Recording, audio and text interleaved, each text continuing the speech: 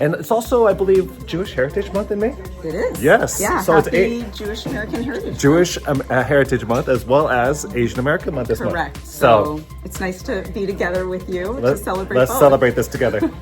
We were supposed to be traveling together to right. Israel for experiential in-person learning. That's right. But we've come to the classroom today, and we have some expert educators who are going to be teaching us about Israel from many different perspectives, historical, cultural, and also about the American Jewish experience and ties between American Jews to Israel over time. Great to have a professional learning looking at the history of Israel through maps. So going all the way back from thousands of years ago to more modern times, the changes that have happened, the complexities, the many different nations that have been involved to modern day Israel, all the way leading up to the situation currently right now in 2026 between Israel and Iran. So wonderful to kind of study through history, but through the lens of looking at the maps.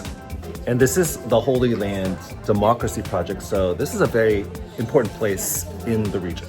Correct. Yes. Yeah, Israel is actually the only democracy in the Middle East. And we want people to understand what that looks like, what it means for the region, and what the democracy of Israel, how it operates. I think that would surprise a lot of people. A lot of people don't know that this is the only area where it's a democracy. Correct. Yes. And it's actually, Israel is an incredibly diverse country. It's home to Arabs, Israelis, Arab Israelis, Jews, Druze, people of the Baha'i faith. It's open to people of many different faiths, cultures, ethnicities, and backgrounds. And they could thrive because there's a democracy that's thriving in Israel. Attend conferences like this, I'm always looking for some connection and intersection as well.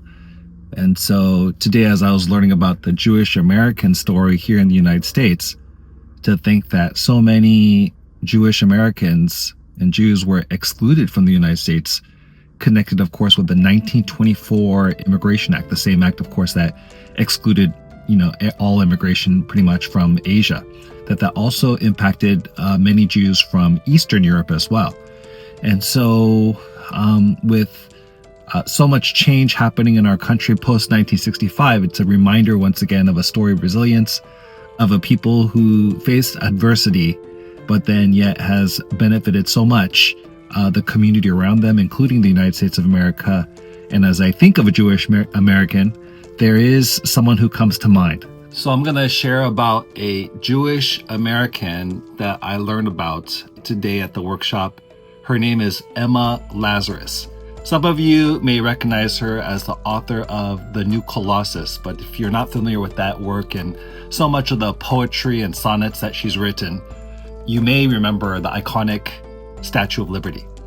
And if you were to look at the pedestal of the Statue of Liberty, there's an engraving that many people perhaps are familiar with. And she states this: "Give me your tired, your poor, your huddled masses yearning to breathe free, the wretched refuse of your teeming shore. Send these, the homeless, tempest tossed to me. I lift my lamp beside the golden door." That's at the base of the Statue of Liberty, as many migrants from all over the world came to the United States, just being reminded how America is a nation of immigrants. And she could actually trace her roots all the way back to the late 1600s, the first 23 Jewish Americans that came from Portugal, because there was an Inquisition happening at that time and seeking religious freedom. And as they landed in America, I'm going to say it wasn't an easy start for many Jewish Americans, but it is a story of resilience, a story of overcoming, and now so much achievement and benefit as a result of Jewish Americans. So as you think about Jewish American Heritage Month, I always say it's great to learn about one more that made America a better place. It's a fun group, and we're super excited to have you all here today.